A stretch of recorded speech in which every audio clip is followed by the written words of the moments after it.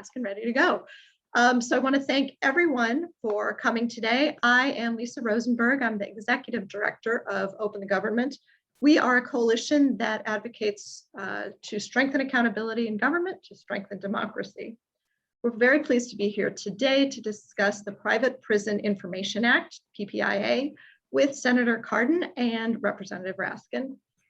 They are champions of this legislation, and they will speak to the reasons that they're both committed to this important piece of legislation. Just as a little bit of context, private prisons and detention centers are a black box when it comes to information about how they operate. They provide the same service as government agencies, but by asserting their status as private entities, they claim they are not subject to public records laws, such as the Freedom of Information Act.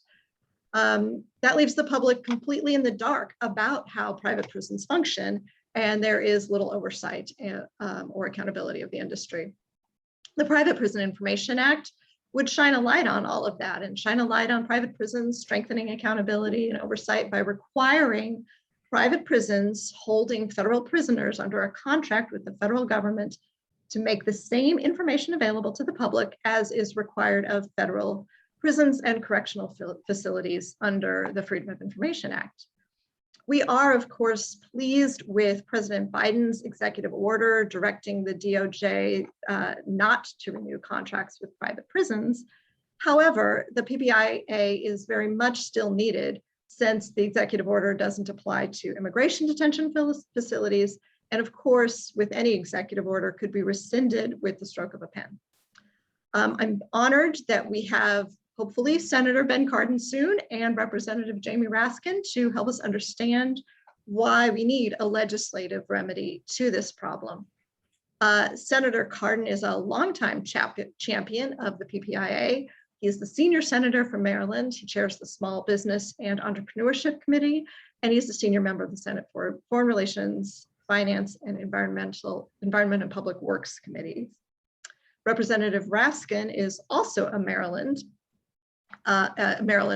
and he is serving his third term on the Judiciary Committee. He's on the Committee on Oversight and Reform, as well as the Committee on House Administration. He's serving on the Rules Committee and the Coronavirus Select Subcommittee. I was thinking we would start with Senator Cardin, but I'm not quite sure if he's there. So perhaps if Representative Raskin is ready, we can go ahead and start with you. All right. Hey, well, Lisa, thank you very much. And thanks for the work of your excellent group and the coalition that is formed behind HR 5853, the Private Prison Information Act. You know, I think there's a significant and important debate to be had about whether there should be private prisons at all. Incarceration is obviously a public function, a classic public function, and it's been tough enough to create transparency with respect to the operation of our prisons and our jails on the public side. But the Freedom of Information Act does apply. If the government, if we in a democratic society choose to delegate an essential public function like prisons to a private entity, we can't delegate away the rights that people have. We certainly can't delegate away the rights of prisoners not to be raped or assaulted, to delegate away the First Amendment rights that they do retain where they're in prison, and we shouldn't be able to delegate away the requirement of public transparency. And so I just view it as an essential constitutional and democratic imperative that when public functions are delegated and contracted out to private entities, that public norms continue to apply. And so this legislation will help us to shine a light on any abuses taking place in private prisons. And we know that there have been a lot of those. and will conversely create greater incentives for respect for prisoner civil rights. So, I want to thank you, Lisa, and Eunice Cho, and Caitlin Bells, and Nick Seuss for the great work you're doing. And I'm very hopeful that we're going to be able to move this legislation in this session of Congress. So thanks for having me. Thank you so much for your support, Congressman. We really appreciate that. And we too are really encouraged and hopeful that we can move this legislation. Now let's turn to Senator Cardin. Welcome, Senator Cardin, and thank you. Hi, Lisa. I heard your very nice introduction, so thank you. I had a little trouble getting my video on, but it's good to be with you. I want to thank Congressman Raskin for his leadership on this issue and so many issues in the House of Representatives. He makes us so proud of just the fundamental protections of our democratic institutions, and he's just done an incredible job in leadership and a very effective member of the House of Representatives. So thank you, Jamie, for your help on this bill and so many other bills. And thank you, Ben, for your great leadership. It's very meaningful to me.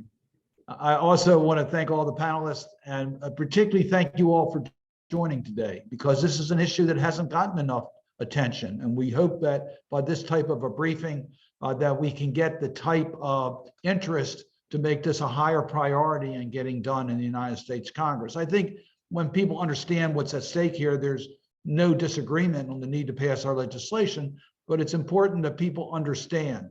As Congressman Raskin said, there's no more fundamental responsibility of government than to deal with public safety and to deal with prisons. That's a government function. It's not a private function. And when you have for-profit institutions handling our detention centers, it's the wrong incentive. They want to increase their business. We want to get people in our community.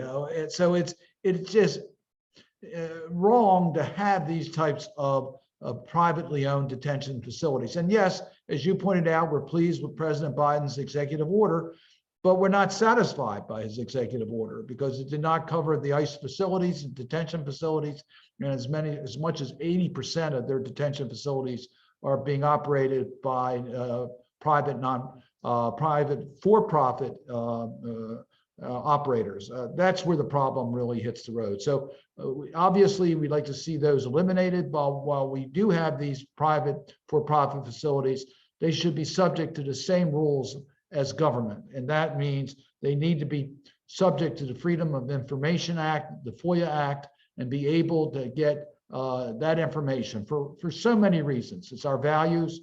It deals with government transparency. It deals with fiscal responsibility. It deals with civil rights. It deals with basic equity. And the list goes on and on and on. There's no argument against this. So we want to make sure that this gets done and is passed.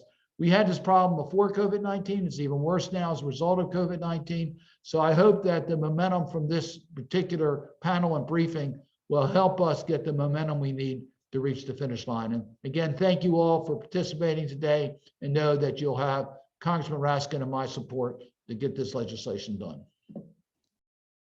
Thank you, Senator. We really appreciate your support. We've been working with your office for a long time on this legislation, and you've been a steadfast champion, so we really do appreciate that. Hopefully we can find a way to push it over the finish line very, very soon. So thank you for that. And I agree 100% with both of our members of Congress who have spoken here today. This issue has not gotten enough attention. And I think that once folks realize exactly what Senator Cardin said, that this bill has to do with a fundamental government function, and what Representative Raskin said, which is it addresses civil rights, we should have bipartisan champions for shining a light on this, on the operations of private prisons. So we're really fortunate here today to be able to dig into this issue with some of the real experts on the subject. These are organizations and individuals that Open the Government has worked with, to work on this legislation for some time now, and we can really, hopefully address a lot of your questions about the Private Prison Information Act. First, we have Caitlin Bellis. She is a policy and community advocacy attorney at the National Immigration Project at the National Lawyers Guild. We also have Eunice Cho, who's a senior staff attorney at the National Prison Project at the ACLU. And then we will hear from Nikhil Sus, who is a senior counsel at Citizens for Responsibility and Ethics in Washington, also known as CREW.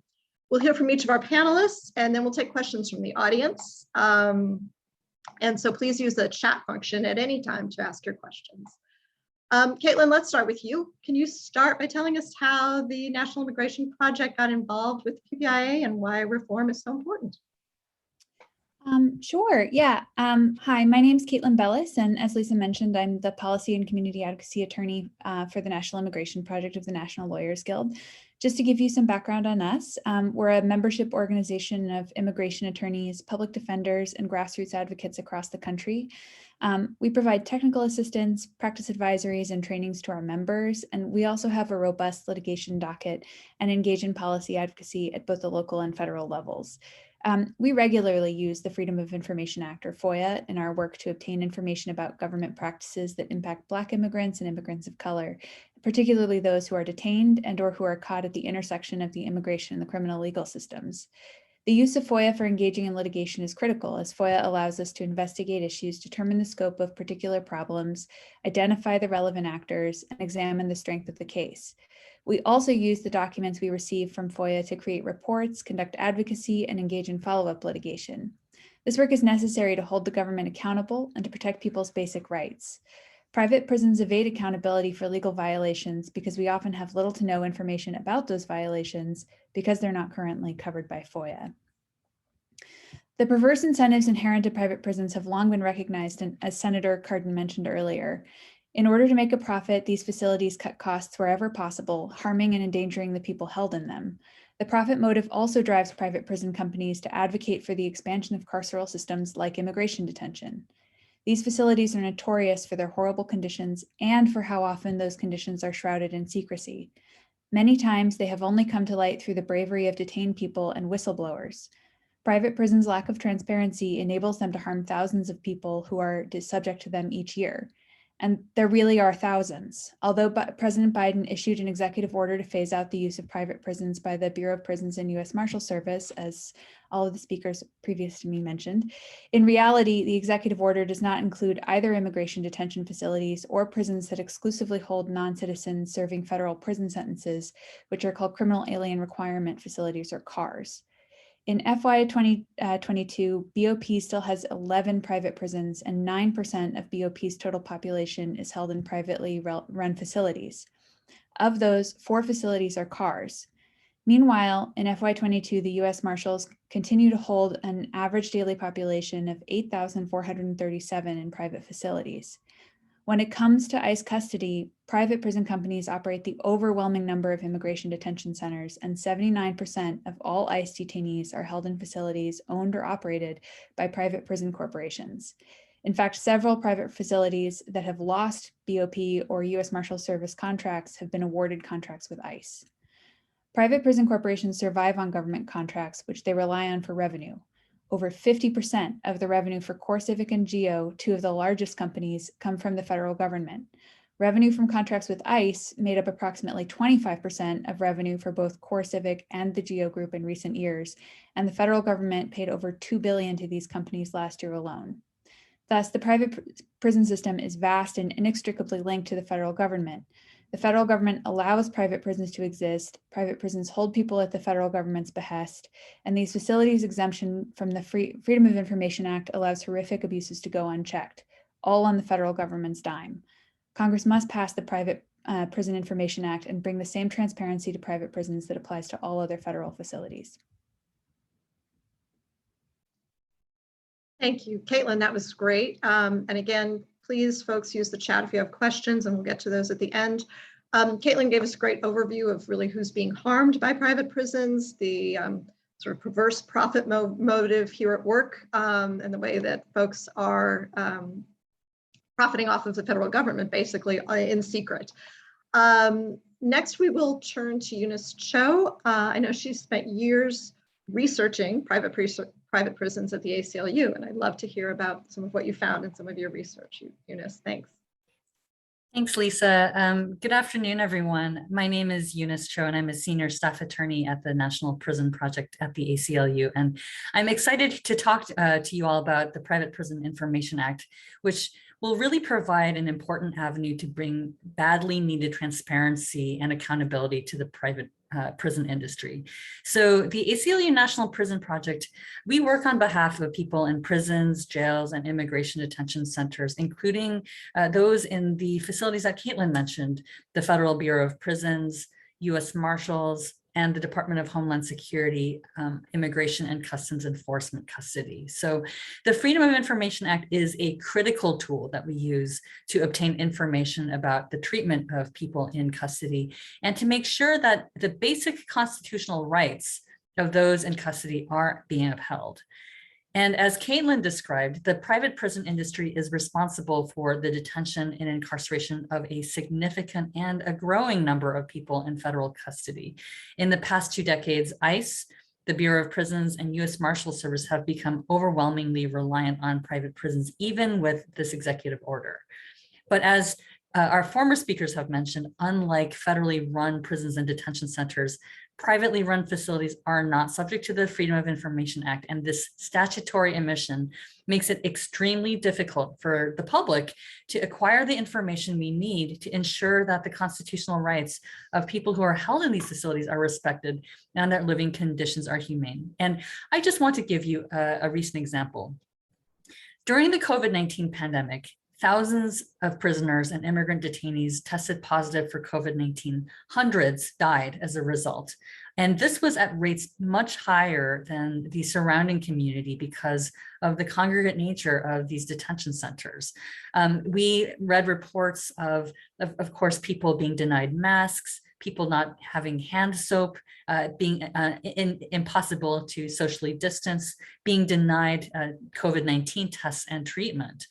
And unfortunately, that is not the only thing. And employees at these prisons and detention centers also became gravely ill with COVID-19 and died. But for example, in our litigation against Immigration and Customs Enforcement, which, where immigrant detainees are overwhelmingly held by private prison corporations, ICE and these private prison corporations refuse to disclose any information regarding, for example, the number of guards and officers who are employed who contracted or died from COVID-19. And those were the actual, we think about people going in and out of the facilities spreading COVID-19. They were identified as some of the key vectors for viral transmission within the detention facilities. Employees at some of these private prisons reported alarming lapses in conditions. So at the Eloy Detention Center in Arizona, which is owned and operated by CoreCivic, correctional officers reported that masks and gloves were rationed, that sanitation supplies were watered down, and that they were given garbage bags with holes cut in them instead of protective gowns. They reported, for example, that correctional officers with signs of fever were told to sit in a tent next to a swamp cooler until their temperature came down. And detainees were told to hold frozen water bottles against their foreheads until temperatures registered normal so they could be deported. But none other records related to these issues could be attained from CoreCivic under the Freedom of Information Act because of current FOIA limitations. Unlike federal entities, these private prisons and detention facilities cannot be monitored by the American public for unacceptable conditions due to this omission in the Freedom of Information Act. The Private Prison Information Act would change this. The act would require private entities like CoreCivic that are operating facilities that detain and incarcerate federal prisoners and immigrant detainees to release information about the operation of their facilities in accordance with the Freedom of Information Act, just as any federal agency operating a similar facility would be required to do. And, subjecting private contractors to public record laws is not unprecedented. For example, in Tennessee, any private company that operates prisons on behalf of the state must respond to Tennessee Public Records Act requests. This also has precedence in the federal context, including requirements that federal agencies provide research grants ensure that research data produced under such awards is made available to the public through the Freedom of Information Act. Allowing the public to have access to FOIA information about private prisons is critical to the ongoing role that the public plays in monitoring conditions of confinement and protecting people in federal facilities. For these reasons, passage of the PPIA is critical to transparency and our constitutional values. And I'm so excited to be here to build the movement to pass this bill. And I hope that you will join us today. Thank you. Thanks, Eunice. That was great. It's really troubling that the private prison industry seems to have so much sway, so much power, and the ability to kind of keep this information secret. And I think that, you know, we need to remember that the key entity that is profiting from this secrecy is the private prison industry. And so we really need to kind of keep looking at that and keep that in mind, I think. Next, I'd like to invite Nikhil of CREW to offer his perspectives. Great, thank you, Lisa. Good afternoon. My name is Nikhil Suss. I'm a senior counsel at Citizens for Responsibility and Ethics in Washington, or CREW. CREW is a nonpartisan organization dedicated to promoting transparency and accountability in government. We frequently handle litigation concerning access to government records under the Freedom of Information Act and the preservation of records under the Federal Records Act. Immigration detention facilities and ICE's management of those facilities have been a central focus of both our FOIA and FRA work. I'm here to express support for the Private Prison Information Act and to discuss how it would provide an essential tool for oversight of federal detention contractors. As folks have already discussed today, the PPIA embodies a common sense proposition. Contractors performing federal government functions should be subject to federal transparency requirements, period. As a policy matter, allowing federal agencies to outsource their responsibilities en masse to private companies that are exempt from transparency laws is an indefensible loophole, and it must be fixed if we are truly committed to principles of open government. We'll discuss today how the PPIA would shine much needed light on the conditions in contract detention facilities by enabling access to information through FOIA. But I'd also like to draw attention to the related issue of records preservation under the Federal Records Act and explain how PPIA would provide a key tool to ensure detention contractors are actually keeping records as existing law already requires. The FRA requires federal agencies to preserve records documenting agency functions and activities, including records, quote, necessary to protect the legal rights of persons directly affected by the agency's activities. That includes people in federal detention. FRA compliance is critical, not only to ensure records are available for FOIA purposes, but also for congressional oversight, Inspector General and agency investigations, and civil rights litigation. Notably, the FRA's implementing regulations make clear that government contractors can and often do create federal records when they perform federal functions. And contractors are responsible for preserving those records in accordance with federal law. The FRA's preservation requirements are frequently incorporated in agency contracts, including in ICE's contracts with private prison companies and its intergovernmental service agreements with local jails. While detention contractors are required to preserve federal records in accordance with the FRA, they have no obligation under current law to disclose those same records under FOIA. And without FOIA access, it can be difficult or impossible for oversight groups to verify whether contractors are actually complying with the law. Often, we learn a violation after it's too late and key evidence is already lost. This is a very real problem in the immigration detention context. Recent evidence, including an October 2021 Inspector General report, shows that FRA noncompliance among ICE detention contractors is widespread. This has obstructed oversight and investigations, and it has resulted in the loss of evidence needed to vindicate the rights of immigrants detained in ICE custody. A recent FRA complaint filed by CREW in the ACLU of Florida further illustrates the point. The complaint concerns Glades County Detention Center, a county jail in Florida that detains immigrants under an IGSA with ICE. Through a state-level public records request, we uncovered that the facility has been illegally deleting surveillance video in violation of preservation directives and contractual requirements. This includes video that could substantiate pending complaints over abusive detention conditions. The facility disputes it is even subject to federal requirements and claims compliance would simply be too expensive. ICE and the National Archives say they are currently investigating the matter, and ICE recently announced it is suspending its use of Glades, citing the litany of complaints against the facility. We were only able to identify these FRA violations at this particular facility because it's a county jail subject to Florida's public records law. If the facility were ran by a private detention contractor, disclosure via a public records request would not have been possible, and legal violations would persist without scrutiny. The PPIA would help close this loophole. It would enable civil society to conduct oversight of detention contractors, better inform the public about the conditions of federal detention, and uncover abuses and contractual violations that require corrective action.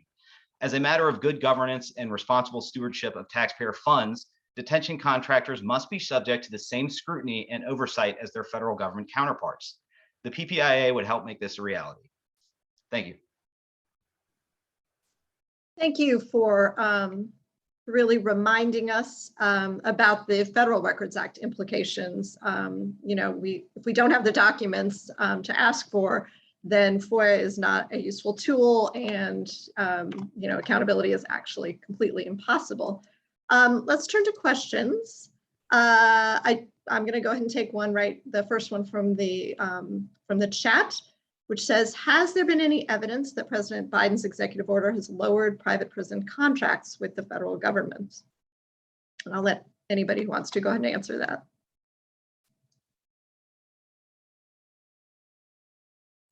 I'm happy to respond to that question. So there have been a few facilities that have been, their contracts have been terminated under the executive order. Those include facilities that were contracted under the Bureau of Prisons or for U.S. Marshals Service. And those, of course, were subject to the executive order that President Biden issued. One key issue to remember, though, however, is that our speakers discussed the executive order did not apply to immigration detention facilities. And what we have actually seen is an end run around the executive order by private prison companies. And they have done so in a few distinct ways. First is they have tried to basically restructure the contracts that they've had with the federal government to have a local county serve as kind of the intermediary that then signs a contract with the federal government. So while the private prison can continue to reap the profits, operate the prison in the same way, by having this intermediary with a county that gets a little bit off the top, we're seeing that private prison corporations are still able to maintain those profits and operate those prisons in the same way that they did before. The other way that it's happening is that, of course, many of these facilities, or some of these facilities, are actually being transformed from a prison housing or holding federal prisoners to holding immigrant detainees for ICE. And so we have seen some facilities basically turn around, have their contract terminated with the Bureau of Prisons or U.S. Marshals Service, and then become an ICE detention facility. This is clearly, obviously, against the spirit of the executive order. And we are concerned with the failure of this executive order to really be able to end this partnership between the federal government and private prison corporations, generally speaking. And of course, at the same time, these private prison corporations would claim the same exemptions from the Freedom of Information Act, no matter how their contracting arrangement is made. So this remains a large problem. Does anyone have anything to add to that? It was a very comprehensive answer. I appreciate that, Eunice. Anything else? Okay.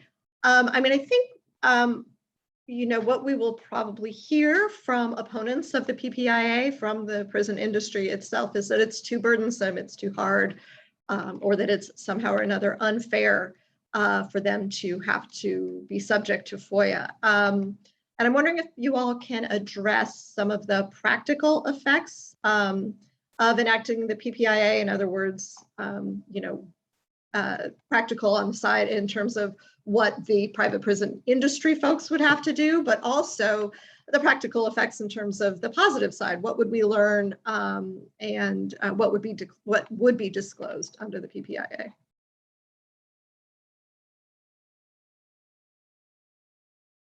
If I could just respond to one of those points, nobody is forcing these companies to do business with ICE. If the cost of doing business with the federal government is too much, then they shouldn't do it. But part of the cost of doing business with the federal government should be complying with applicable law. whether it's the Federal Records Act or if the PPIA were to become law, the PPIA. And that is simply the price that a contractor has to pay to serve federal functions as an agent for the government. I think that's succinct and very well put. Can Caitlin or Eunice perhaps talk about what would be disclosed? What would we learn potentially if the PPIA were law?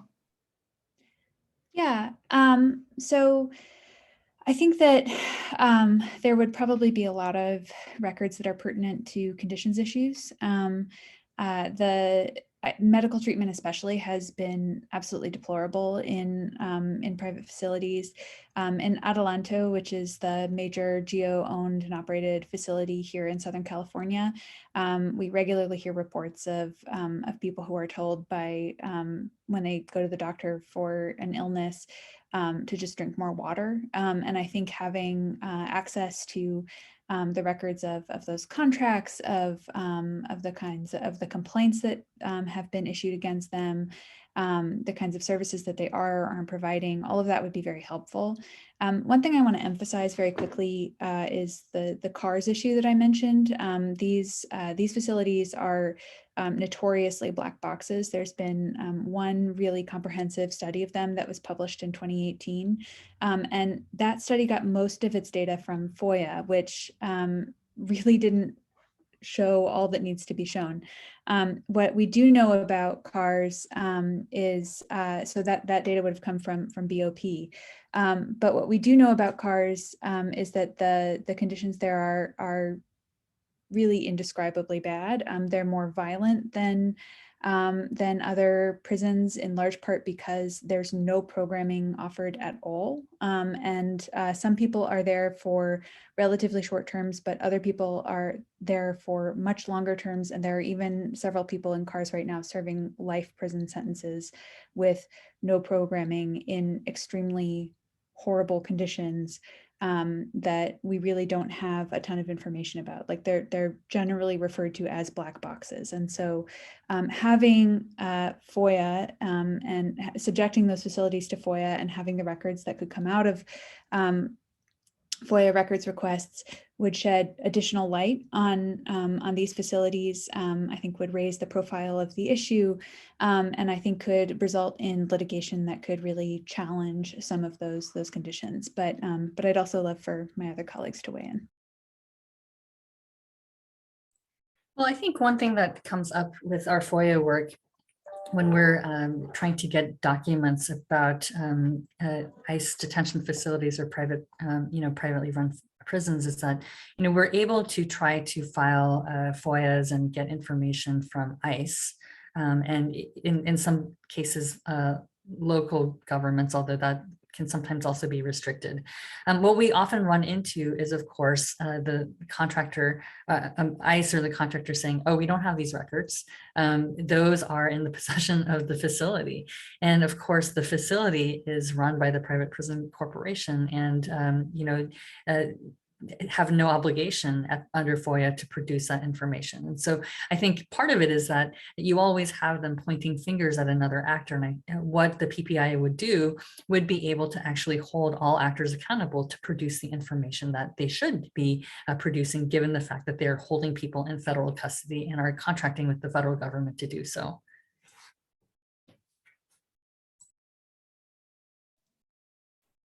Nikhil, anything to add? Yeah, I mean, just to sort of amplify Eunice's point, I think in terms of the question of what information we are missing by not having these contractors subject to FOIA, in the context when we submit FOIA requests following an investigation that's been opened by either an agency or the OIG, sometimes we will get documents from that component that otherwise the contractor would have resisted disclosing to us directly. And so we see what they would have withheld And it is, incredibly damaging a lot of the times. I won't get into specific cases, but I can say that, a lot of the times the information we see from the OIG specifically in investigations that they're either no longer pursuing or they've deemed fit to disclose under FOIA is frankly, very shocking. Some of the stuff we're seeing, and it would be in line with, what we've discussed already today. But suffice it to say that, opening these folks up to, or these companies up to sort of direct scrutiny through FOIA would allow us to get the information, even in cases where there hasn't been sort of an open investigation from an OIG or CRCL or other agencies that might have investigative responsibility. And we've talked a lot about sort of, what we would learn if we had this information, and I think that's really important. But, I'm taken by the fact that Congress should have oversight authority over these private prisons. That what could Congress do with more information? I'll put it that way, if they had access to this type of information.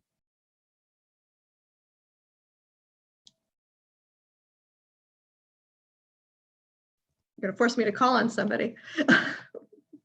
Nicole, what do you think? Is there a role that Congress could be playing that they're not playing yet in terms of oversight and accountability of private prisons? In terms of a right of access, I think Congress should have more access to information than FOIA plaintiffs would or FOIA requesters should. In terms of other things Congress could be doing, I think I would defer to my colleagues on the panel who might have views on that. Well, again, I agree with Nick. And, in terms of what Congress can do is, oftentimes, there will be calls for Congress to exercise oversight over particular facilities or over particular systems, over specific issues. And I think it is incumbent on members of Congress to keep up that pressure, to, use their congressional powers to try to get the information that is really essential to maintaining oversight of these facilities and holding private prison companies accountable for the abuses that do happen in those facilities. And above that, I think there is a broader issue of thinking of, this goes beyond transparency and oversight, but also goes into appropriations issues and decisions about how we're deciding to spend our money in terms of the expansion of prison and detention systems, and knowing how much these systems also rely on private prison corporations to provide those services of incarceration and detention. So I do think that, that is another area that Congress can and is and should be paying attention to very closely. Yeah, I agree with all of that. I'd add, I think in terms of what we'd like Congress to do, we'd at least speaking for NIPNLG, we'd primarily like them to stop detaining people at all. And I think that getting rid of private prisons is a big step towards that, because of private prisons as immigration detention facilities, because as I mentioned, 79% of immigrant detainees are held in private facilities. But one thing I want to emphasize about FOIA is that I actually think that releasing those kinds of records and generating reports and media reports and all of that can really foment public pressure. And I think that's really what's required to get Congress to act on anything. And so I think that FOIA can really be useful in exposing and getting exposing these like conditions, exposing these issues that we're all really in the weeds of, but I think that the general public doesn't necessarily know. But you need to have those records in order to write those reports, in order to get reporters involved, in order to have something to like evidence to really make your case. And I think that that's one element here that really should be emphasized, is that this is a way for the public to understand, for the public to get involved, and for the public to start putting pressure on elected officials to change these things that we're yelling about all the time. So that's the thing that I would add there. I think that's exactly right. And if FOIA and access to information is good enough for government-run facilities, then obviously it should be good enough for these privately run facilities. You know, sort of the anecdotal evidence that you all have mentioned and some of the research that you all have done does indicate that actually in most cases, if not all, the conditions at the private prisons are worse than at the federal prisons. But we need the access to that information. You know, the public deserves the access to all of that information, you know, because I mean, the prisoners' families deserve the access to that information. The list goes on. Because we can't really act to change the system if we don't know what the problems are with the system that we're currently, you know, that we're currently dealing with. And that's obviously kind of the mantra for Open the Government and the mantra for Freedom of Information Act, and all of the work that we've been doing. We've got a few minutes left. I'm wondering if folks have any kind of closing ideas that you just want to add, or any other points you want to emphasize that haven't been mentioned yet today. Maybe we'll go in reverse order than what we started with. Nick, can we start with you if you have any final thoughts? Sure. I mean, one thing, and I think this stays on sort of the congressional role here. You know, one area of pressure is, you know, these are contractors at the end of the day, and are they complying with their contract requirements to the federal government? And I think that if Congress and the executive branch were both to really drill down on that, they would find widespread noncompliance and, you know, the need to act as they would against any government contractor who's not in compliance with their legal obligations. And so I encourage, you know, all the folks who are looking at this issue on the Hill and, you know, related issues to really pay a close eye to whether these companies are, you know, living up to their obligations and whether they are worthy of receiving federal taxpayer funds. I mean, I think that's a great point. And, you know, I think that the members of Congress who are, say, more concerned or extremely concerned with government waste, the ways taxpayer dollars are being spent, you know, also have a dog in this fight and should really be championing this legislation. Eunice, any final? Yeah, I think to add to Nick's thoughts about government oversight, government waste, you know, what little that we know about these contracts with ICE detention facilities, for example, and private prison corporations, the GAO actually published a study last year that described some of the tremendous amount of waste that happens with respect to payments to private prison companies, in particular around ICE detention.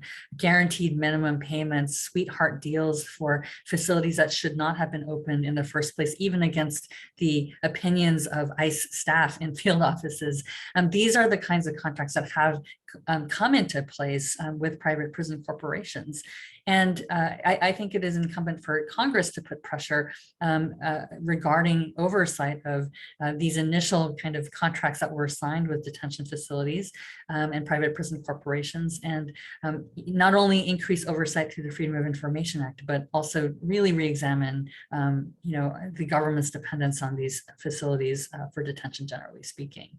But in the interim, I think passing bills such as the PPIA is critical to being able to get the required and I think just amount of information from these government contractors for the treatment of people who are in government custody. Thanks, Eunice. Caitlin, any final thoughts? You know, I think my colleagues did a really wonderful job of adding to the discussion we've already had and the points we've already made. I guess the one thing that I'd say that I don't think we've touched on in terms of what kinds of records would be available, it includes communications, like of the people who run these facilities, who work in these facilities. And I think like some of the most damning records that we've seen that have come to light through FOIA and like Nick was talking about in various investigations have been those communications. And so if I wanted to like have something tantalizing to say, like we should go after this, I really would like us to have a sense of like what the people who are running these facilities are saying about how they're running these facilities and the people in them. And I think we'd find some truly shocking things. So hopefully that whets everyone's appetite to pass this bill. It's really needed, and would just really like to thank everyone for being here and for having me. Thank you. Yeah, that makes perfect sense. And again, we've all said it before, but if those communications that you're referring to are available for publicly run facilities under FOIA, then, how do you possibly justify the distinction between publicly run and privately run facilities? There really is no justification. Since I think it was, Representative Raskin who kind of launched this, those prisons are in fact doing a government job. They are acting as the government would, and so it seems like it's a false distinction that really needs to go away. Thank you all to all the panelists, and of course to Representative Raskin and Senator Cardin. If any of the folks on the webinar have any questions, follow-up questions, I will go ahead and put my email in the chat. You can reach out to me, and then I can direct you to any of the experts on the panel if you can't find them yourselves, if you have other questions for them specifically. Obviously, there's no question. You could also reach out to Representative Raskin's office or Senator Cardin's office for more information. We really are seeking bipartisan co-sponsorship of this important and really kind of no-brainer legislation. It should be non-controversial, and all it really is doing is providing access to information that that's ours, that should belong to us as citizens and as members of the public. So thanks again to all of the panelists, and really appreciate this hard work that everybody has done on this. Thank you. Bye. Thank you. Thanks, bye.